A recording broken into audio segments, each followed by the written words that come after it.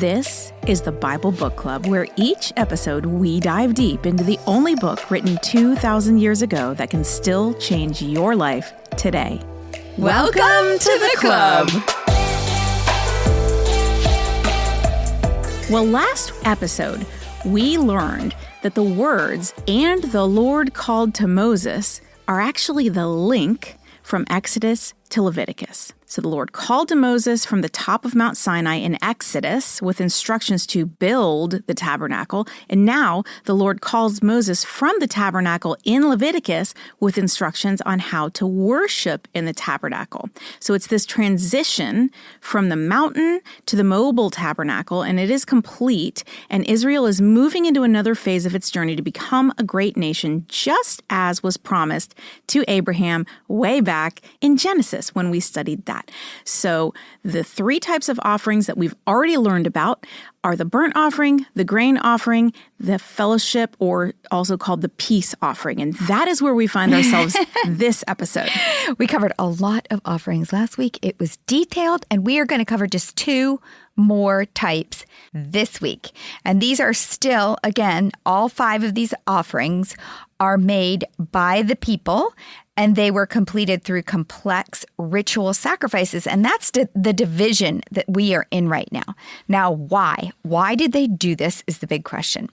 The rituals in Leviticus provide a temporary solution to the separation of God and man. Remember, we looked at it last week. God is holy, man is not. We sinned, and so they are separated. But God wants to be in relationship. So why are we separated? Why can't God just dwell among the Israelites? Well, it's back to the beginning we go. When God created the world, he created it so he could be in relationship with man. Back in Genesis, there was order in creation. There was God's presence in creation. It was holy and pure and perfect. No pain, no death, no tears. But man sinned and was exiled from the place God had created for them, and they were separated. There was disorder. There was an enemy now. Instead of God's presence, Satan, and he is the enemy of God. It was polluted and impure, touched by sin. So God, still desiring to be in community with man, despite what we had done, and Israel specifically, because he's chosen these people to be his people, at this point in our story, is provided a temporary solution to the separation, and it's laid out in Leviticus. God commanded that the Israelites obey laws for atonement and purification so they could be together. The people learned the laws from Moses here in this book. They learned that what was sin and to desire forgiveness and purification. The offerings or rituals mercifully provided a way for man to sacrificially atone for their sin and to purify themselves and purify the tabernacle from their sin, so that God could once again dwell among them, not as comfy and cozy as they were in paradise, but in the Ark of the Covenant. It was a temporary separation solution. Leviticus provides the separation solution to the problem of God and man separation. And I have made a diagram of this in the show notes, so track with me. But if you can't, there's a visual, because this is a great concept to explain all the ritual that we're studying right now. It had a really important purpose. So if you picture now, you have God on one side and man on the other. And in between them is this barrier, this separation. They are separate and they cannot come together. So the problem was God creates a world and a place to dwell with man, but man sinned and is exiled from the place God created for them. So they are apart. Now, like I said, there's order on the one side with God and God's presence, and it's holy and pure. But on man's side, there's disorder. There's Satan's presence, and it's polluted and impure. Well, God then, they're coming closer. God commands laws of atonement and purification, and the people learn the laws and identify their sin, and then they develop a desire for forgiveness and purification.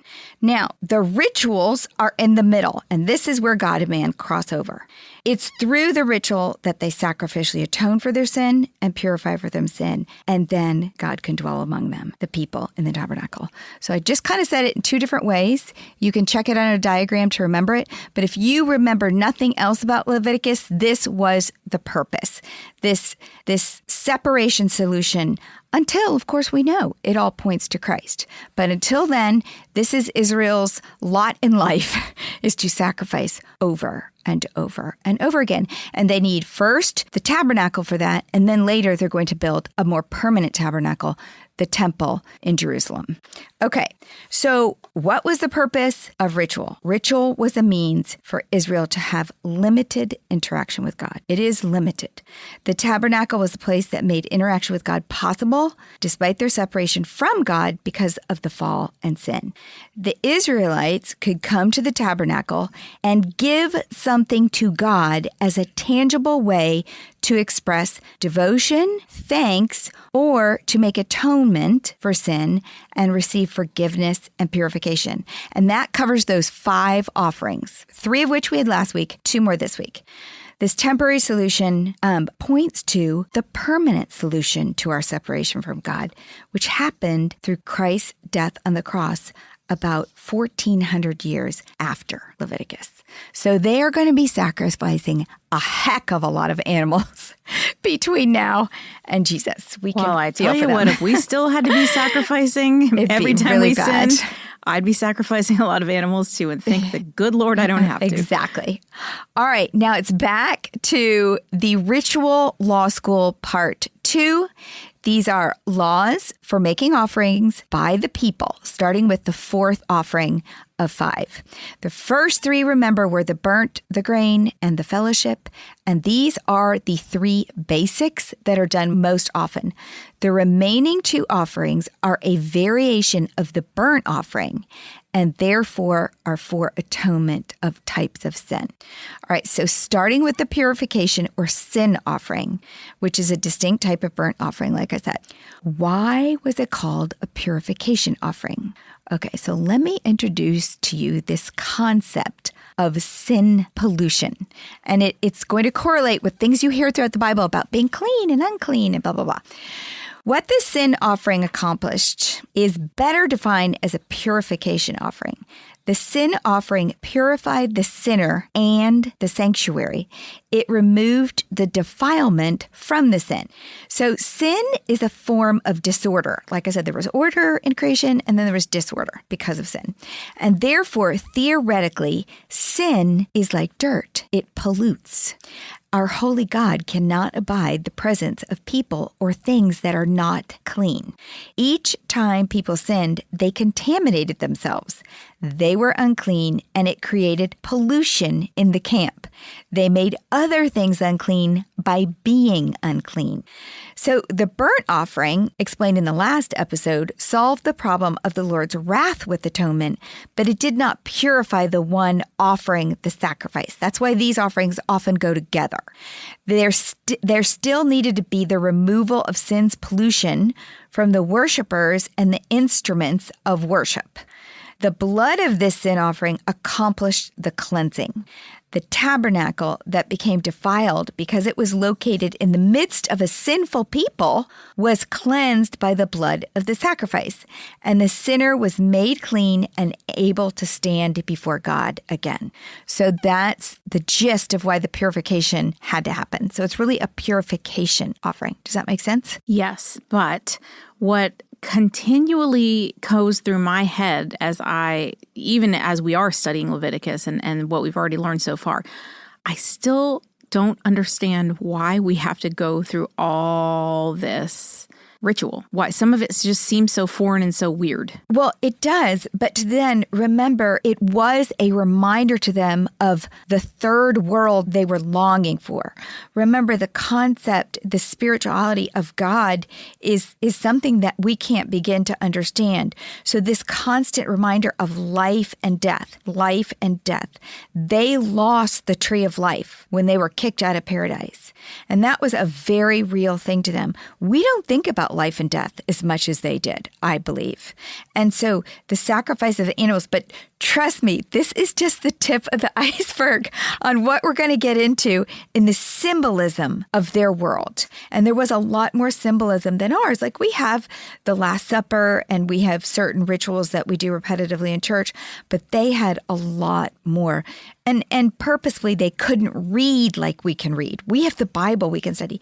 They didn't, so they reenacted these things. Well, and I think you also said, I don't remember if it was last episode or the very first episode of this season, you said that it's also so that we can remember what we used to have to go through and appreciate the fact that we don't have to do that anymore with Jesus. Well, I think, we should. I think that's why we should study Leviticus. Right. So we can thank God every single day that Jesus set us free from all this.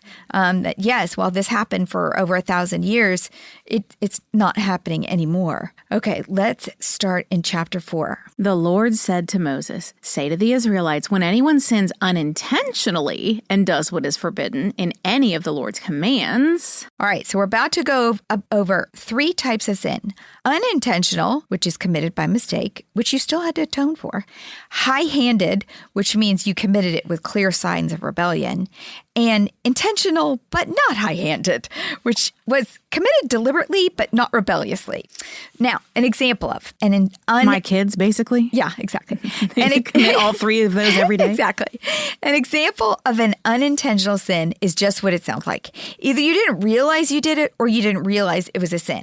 A simplified example from today might be you're driving 70 miles an hour and cross into a stretch of highway where the speed limit drops to 55 and you drive right into a speed trap. You didn't know because you missed the sign. It was unintentional. It was an accident.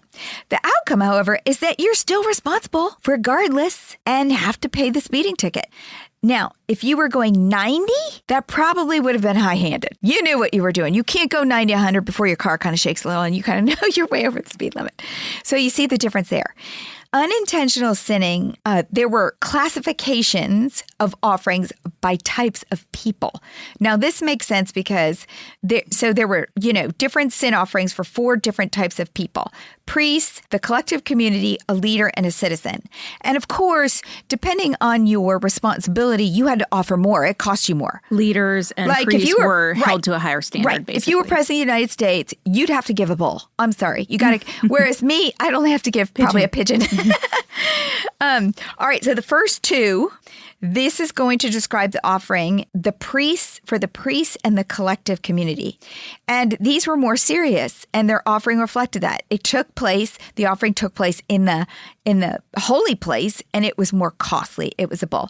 Now, the collective community could sin in totality, which was interesting to me. I don't know how that would happen, that the whole group sins, but certainly in the case of Aaron and the golden calf, it happened. Oh, yes. They all went down together.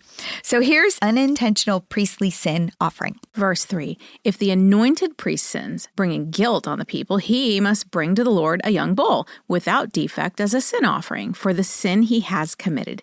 He is to present the bull at the entrance to the tent of meeting before the Lord. He is to lay his hand on its head and slaughter it there before the Lord. Then the anointed priest shall take some of the bull's blood and carry it to the tent of meeting. He is to dip his finger into the blood and sprinkle some of it 7 times before the Lord in front of the curtain of the sanctuary. The priest shall then put some of the blood on the horns of the altar of fragrant incense that is before the Lord in the tent of meeting. The rest of the bull's blood he shall pour out at the base of the altar of burnt offering at the entrance to the tent of meeting.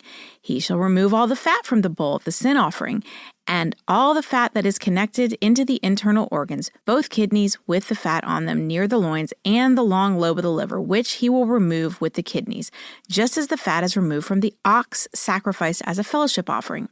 Then the priest shall burn them on the altar of burnt offering. But the hide of the bull and all of its flesh, as well as the head and legs, the internal organs and intestines, that is, all the rest of the bull, he must take outside the camp to a place ceremonially clean, where the ashes are thrown, and burn it there in a wood fire on the ash heap. All right, I think this is a great concept. I think if we held our leaders to a little bit higher standard than the rest of the world, they might behave a little better. Oh, well, we don't talk politics here on the Bible Book Club. Don't. Okay, unintentional. Well, it could be pastors too. All right, this is the reading for unintentional community sin. Verse 13, if the whole Israelite community sins unintentionally and does what is forbidden in any of the Lord's commands, even though the community is unaware of the matter, when they realize their guilt and the sin they committed becomes known, alone, the assembly must bring a young bull as a sin offering and present it before the tent of meeting. The elders of the community are to lay their hands on the bull's head before the Lord, and the bull shall be slaughtered before the Lord. Then the anointed priest is to take some of the bull's blood into the tent of meeting. He shall dip his finger into the blood and sprinkle it before the Lord 7 times in front of the curtain.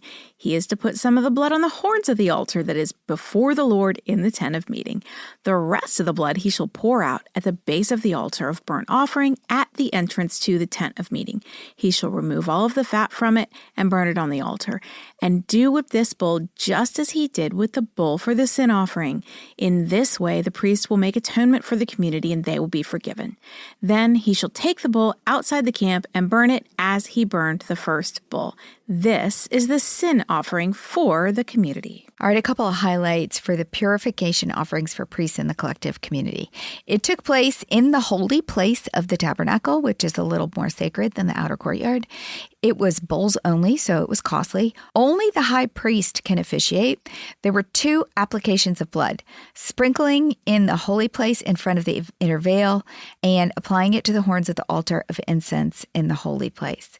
The fat is burned on the altar. Remaining parts of the bull are burned outside the camp. Nothing is eaten. It is all to atone for sin and to purify them and the sanctuary, and the sin passes from them to the bull. The second 2 unintentional sin classifications were for a leader in the community or a citizen of the community. These were less serious because these were lower people on the class rung, and their offering reflected that. It took place on the outer altar, and it was less costly, an animal from a flock. So first, the unintentional leader's sin. Verse 22, when a leader sins unintentionally and does what is forbidden in any of the commands of the Lord his God, when he realizes his guilt and the sin he has committed becomes known, he must bring his offering, a male goat without defect. He is to lay his hand on the goat's head and slaughter it at the place where the burnt offering is slaughtered before the Lord. It is a sin offering.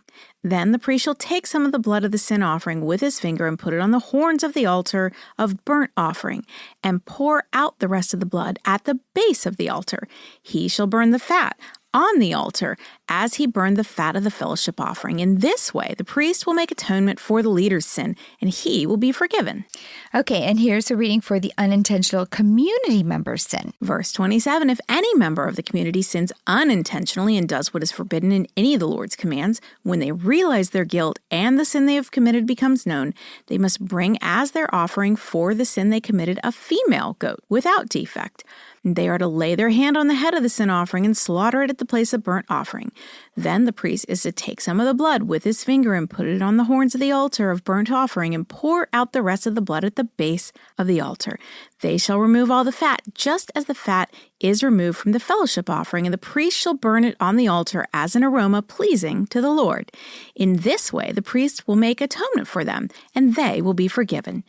If someone brings a lamb as their sin offering, they are to bring a female without defect. They are to lay their hand on its head and slaughter it for a sin offering at the place where the burnt offering is slaughtered.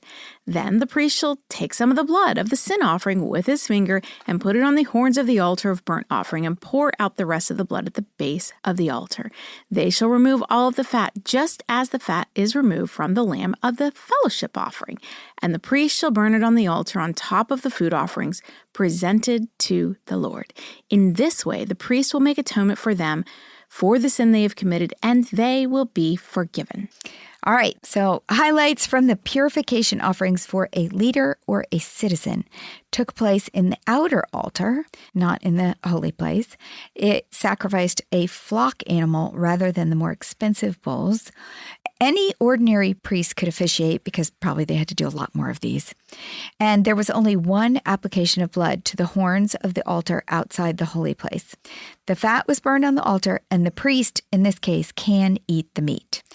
Now, moving on to chapter 5, there are 3 specific types of sins that require a purification offering. So now the people are going to get, okay, so that's how you do the offering.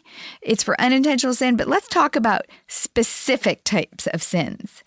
One is failing to give testimony. Another is failing to deal properly with your impurity. and another is failing to fulfill an oath. So how are these sins unintentional? They didn't sound unintentional to me.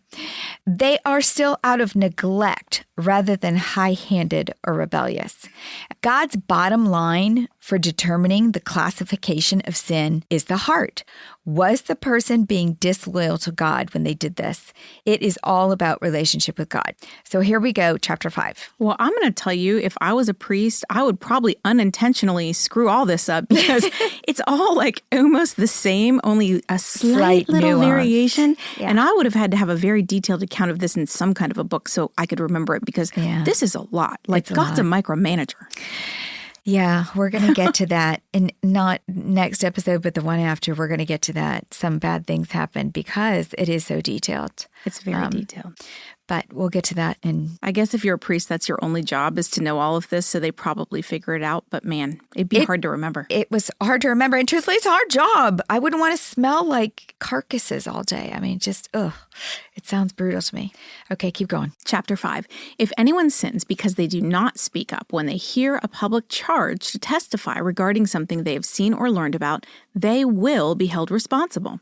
If anyone becomes aware that they are guilty, if they unwittingly touch anything ceremonially unclean, whether the carcass of an unclean animal, wild or domestic, or of any unclean creature that moves along the ground, they are unaware that they have become unclean, but then they come to realize their guilt. Or if they touch human uncleanliness, anything that would make them unclean, even though they're unaware of it, but then they learn of it and realize their guilt. Or if anyone thoughtlessly takes an oath to do anything, whether good or evil, in any matter one might carelessly swear about, even though they are unaware of it, but then they learn of it and realize their guilt. When anyone becomes aware that they are guilty in any of these matters, they must confess in what they have sinned. As a penalty for the sin they have committed, they must bring to the Lord a female lamb or goat from the flock as a sin offering, and the priest shall make atonement for them for their sin. Anyone who cannot afford a lamb is to bring 2 doves or 2 young pigeons to the Lord as a penalty for their sin, one for a sin offering and the other for a burnt offering. They are to bring them to the priest, who shall first offer the one for the sin offering. He is to wring its head from its neck, not dividing it completely, and is to splash some of the blood of the sin offering against the side of the altar. The rest of the blood must be drained out at the base of the altar. It is a sin offering. The priest shall then offer the other as a burnt offering in the prescribed way to make atonement for them for the sin they have committed, and they will be forgiven. If, however, anyone cannot afford 2 doves or 2 young pigeons, they are to bring as an offering for their sin 1/10 of an ephah of the finest flour for a sin offering. They must not put olive oil or incense in it, because it is a sin offering. They are to bring it to the priest, who shall take a handful of it as a memorial portion and burn it on the altar on top of the food offerings presented to the Lord. It is a sin offering. In this way, the priest will make atonement for them for any of these sins they have committed, and they will be forgiven. The rest of the offering will belong to the priest, as in the case of the grain offering. Okay, so I hope you heard multiple times, they will be forgiven. They will be forgiven. Well, the purification offerings for these specific types of sin happened like this. First, they kind of had this realization they did something wrong, even though they didn't intend to. It was unintentional. And they must confess it first by bringing forward this offering. They offer a female lamb or goat, or if they can't afford it, 2 doves or pigeons, or if they can't afford that, flour. And then they are forgiven. The significance of the purification offering for today is this. Well, we were purified and cleansed from our sin. How? Our sins are forgiven, but there was a cost to that forgiveness. Somebody else paid it for us. To forgive means to give up something. It comes from those words, to give up something, forgive, to give up. God gave up his son. The cost to God was the most personal sacrifice of all. It was his perfect son, the sacrificial lamb who was perfect. All we have to do is repent and ask for forgiveness. Unlike the Israelites who had to repetitively give something costly up for their sin, that was done for us. All right, moving on to the final type of offering that is made by the people. The 5th and final offering is the reparation or guilt offering. Like the purification offering, this offering is a variation of the burnt offering, and it atones for sin. Now, the reparation offering is made because of guilt from the misuse of tabernacle property or a neighbor's property. Therefore, the sin requires reparation. Reparation means to make amends for a wrong or to compensate. It required a more costly sacrifice, a ram. An example of this would be taking and using something holy, like eating the first fruits that have been set aside for a tithe to the priests. Or perhaps the person goes to the market and sells goats. Remember, these are still kind of unintentional. He sells goats, but he gets home and he does an accounting and he realizes he has too much money for the amount of inventory left. He can't reconcile. Someone must have gotten cheated and paid for more than they got. So he has to make reparation. Verse 14, the Lord said to Moses, when anyone is unfaithful to the Lord by sinning unintentionally in regard to any of the Lord's holy things, they are to bring to the Lord as a penalty a ram from the flock, one without defect, and of the proper value in silver, according to the sanctuary shekel. It is a guilt offering. They must make restitution for what they have failed to do in regard to the holy things. Pay an additional penalty of 1/5 of its value and give it all to the priest. The priest will make atonement for them with the ram as a guilt offering, and they will be forgiven. All right, here's 5 types of sin that require guilt or reparation offerings. Verse 17, if anyone sins and does what is forbidden in any of the Lord's commands, even though they do not know it, they are guilty and will be held responsible. They are to bring to the priest as a guilt offering a ram from the flock, one without defect and of the proper value. In this way, the priest will make atonement for them for the wrong they have committed unintentionally, and they will be forgiven. It is a guilt offering. They have been guilty of wrongdoing against the Lord. Continuing in chapter 6. The Lord said to Moses, if anyone sins and is unfaithful to the Lord by deceiving a neighbor about something entrusted to them or left in their care, or about something stolen, or if they cheat their neighbor, or if they find lost property and lie about it, or if they swear falsely about any such sin that people may commit. When they sin in any of these ways and realize their guilt, they must return what they have stolen or taken by extortion, or what was entrusted to them, or the lost property they found, or whatever it was they swore falsely about. They must make restitution in full, and 1/5 of the value to it, and give it all to the owner on the day they present their guilt offering. And as a penalty, they must bring to the priest, that is, to the Lord, their guilt offering, a ram from the flock, one without defect, and of the proper value. In this way, the priest will make atonement for them before the Lord, and they will be forgiven for any of the things they did that made them guilty. Okay, lots of discussion about both of these offerings. Actually, the purification, this one, like if it was unintentional, how would they know they did it? But, people find out later they did stuff. Now, half of these you just read, it sounds like they were rather intentional, but they weren't high-handed, apparently, because we're going to find out later about high-handed sins. You get literally kicked out of the camp permanently. So these were obviously not that strict. Now, there is a little bit of significance for reparation offerings today, and we can read about that in Matthew 5:23. The point is here that we need to make right our wrongs, and that's what they were doing here. They were righting a wrong, and they were righting it by adding 1/5 to the value, like returning whatever they had, like, okay, if I accidentally killed your goat, I'd have to give you a goat and 1/5. I don't know how that works. How do you give 1/5 of the goat? But, and then they'd also have to atone for their sin. So it's like a double whammy.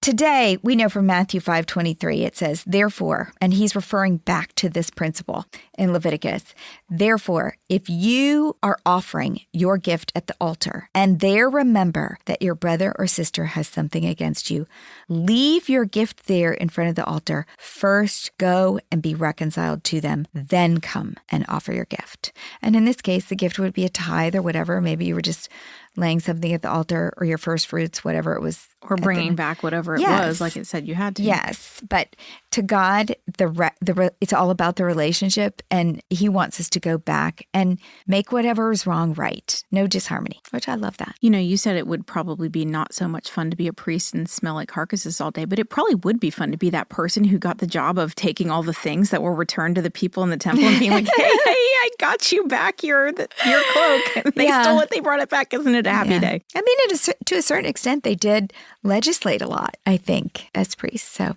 different time, different life. Next week is going to be really fun. I just have to say, we have a Bible bender for me coming next week. Next episode. I can't wait for that. I love Bible benders. Mm-hmm.